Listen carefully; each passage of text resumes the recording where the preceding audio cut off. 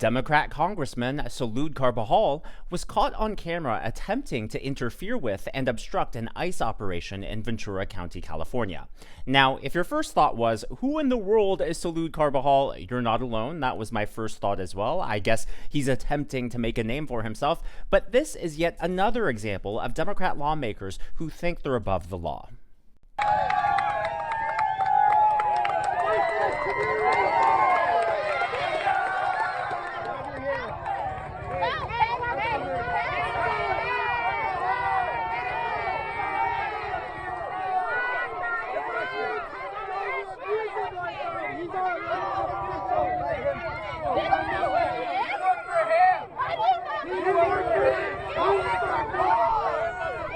I don't know about you, but according to the left's standards, it looks like to me he's inciting the crowd into action and into violence. And as if all of that wasn't enough, he actually held a press conference, spoke with the media, and accused ICE and President Trump of trying to take people off of farms. But there was just one problem with his claim.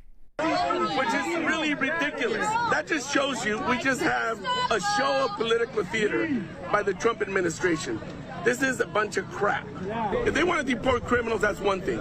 This is not deporting criminals. This is going after everyday, hard-working immigrants that are here working the fields to provide food on the table of Americans. Working hard to provide food on the table for Americans. Now, it sounds as if he's describing farmers, right? But this isn't any ordinary farm. In fact, they don't grow anything edible unless you count cannabis edibles as edible, because this is a pot farm. This is a marijuana farm. You can see the crowd here already lining up to get into this confrontation, this altercation with ICE and federal law enforcement. But this video doesn't really show the scope of what was happening on this farm in Ventura County. It's only when you see from the helicopter sky view just how massive this protest and uprising, insurrection, if you will, was, right? It's just spanning the entire street. You can see here smoke bombs are being thrown back and forth, and just hundreds of people here. Now, the media is already in cover mode. They are spinning everything they can. In fact, take a look at these headlines from the New York Times, CBS, NPR,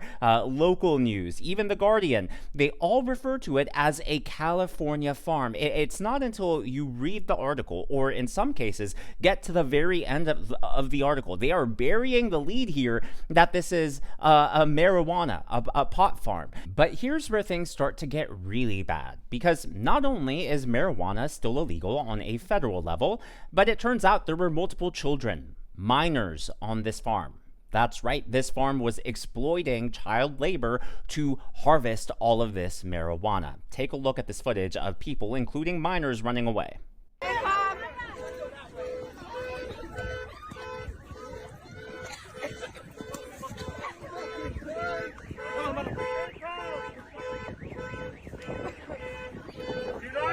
Do not run! Do not run! Stay calm!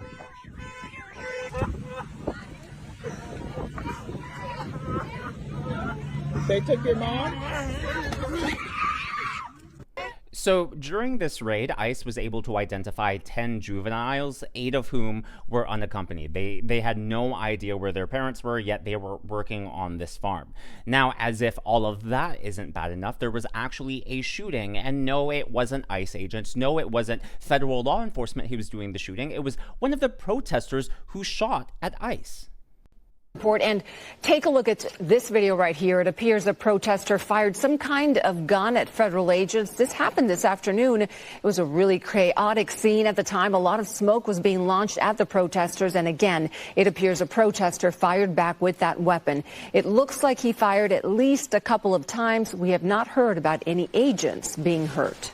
Now, remember, on January 6th, President Trump told his supporters to peacefully and patriotically march to the Capitol, to peacefully and patriotically make their voices heard. He did not condone, he did not encourage any violence. Yet, the Democrats wanted to accuse President Trump of inciting an insurrection. So here's my question. If President Trump is guilty of inciting an insurrection, then what about Congressman Salud Carbajal? he attempted to storm that ICE line. He accused ICE of doing horrific, monstrous things. And now, that protest devolved into violence, which ended up in gunshots. Are the Democrats not guilty of fomenting and encouraging this type of violence? Now, the crazy part is we have no idea who that man is, where he is. In fact, the FBI just announced a $50,000 reward for anyone who has information that could lead to his arrest.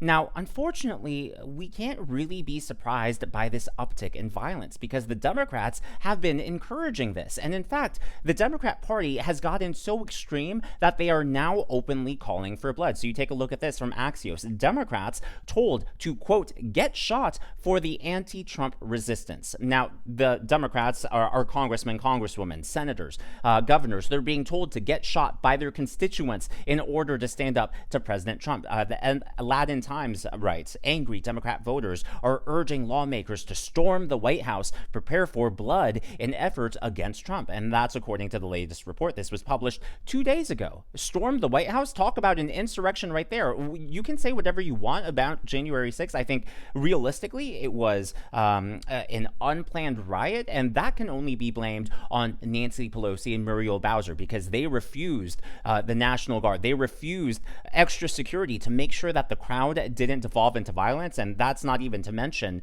all of the undercover FBI and other federal agents that were on the ground. And we don't even know the extent of it. Yahoo News also confirms Democrat lawmakers say their voters are threatening blood and violence over inability to hinder Trump. So it makes you wonder, is that why Salud Carvajal attempted to rush that ICE line, right? Was he hoping that he would make a name for himself? Was he hoping that there would be some sort of altercation and that he would be arrested like Alex Padilla, or lo and behold, as the Democrats are saying, get shot? Just saying. Now, Gavin Newsom himself actually brought up January 6th, but before I get into that, I would like to acknowledge Helga Shabalaba Ding Dong and Jenny Rankin as the members of today's Governor's Club. Again, these are people who give tips or super thanks to the channel. Thank you so much, and I am glad that you enjoy. Well, the very first response that Gavin Newsom had to this was, California prosecutes child exploiters and traffickers. Trump tear gasses children, rips them from their parents, and deports farm workers. Priorities. Well, first of all, Gavin Newsom, if that is true, then why were there minors being exploited? Why were there children laborers working on a farm doing manual labor, harvesting marijuana, which again is federally illegal? Just try to square that away, Gavin Newsom. But he dug a deeper hole for himself when he tried to compare this to January 6th. So Libs of TikTok called Gavin Newsom out and tweeted, will at Gavin Newsom condemn this? Gavin Newsom retweeted that and added his own answer. Of course I condemn any assault on law enforcement. US poster. Now do January 6th. Well, here's the issue. In that statement, Gavin Newsom did not condemn the assault on law enforcement. He may have wanted readers to imply that, but he never had any statement condemning it. And in fact, if you go to his X account and all his social media profile accounts right now, there's no condemnation against that shooter that we all saw on video that local news covered. So there's that. Number two, as far as January 6th goes, no one in the crowd shot at the officers. If I recall correctly, it was the officers who shot and killed Ashley Babbitt. Just again, try to square that one away, Gavin Newsom. Last but not least, Bill Melugin on Fox News has an excellent timeline. This was posted yesterday of everything going down. Federal agents conduct a massive op. Politicians push this false narrative that it's just food and farm workers. Feds disclose that they have a criminal judicial warrant for harboring aliens. Protesters appear to shoot guns at agents. Protesters throw rocks at agents. And then the 10 juveniles, including 8 minors who were alone. Here are the rocks. And as you can see, they're pretty sizable. Like if any of them had broken through the windows and hit someone in the head, it could cause some serious damage. And unfortunately, this is not the first time that we've seen rocks thrown at ICE and federal law enforcement like this. This also happened during the Los Angeles riots. There was that footage, right, of agents sheltering in place beneath a bridge. One of the officers had to leave for whatever reason, and he wasn't wearing a helmet, he was wearing a helmet, and someone threw a rock from above the bridge. It hit him and it knocked his helmet off. I mean, it is the left very clearly who is turning up the heat, engaging in violence, and this is just not sustainable when you have Congress people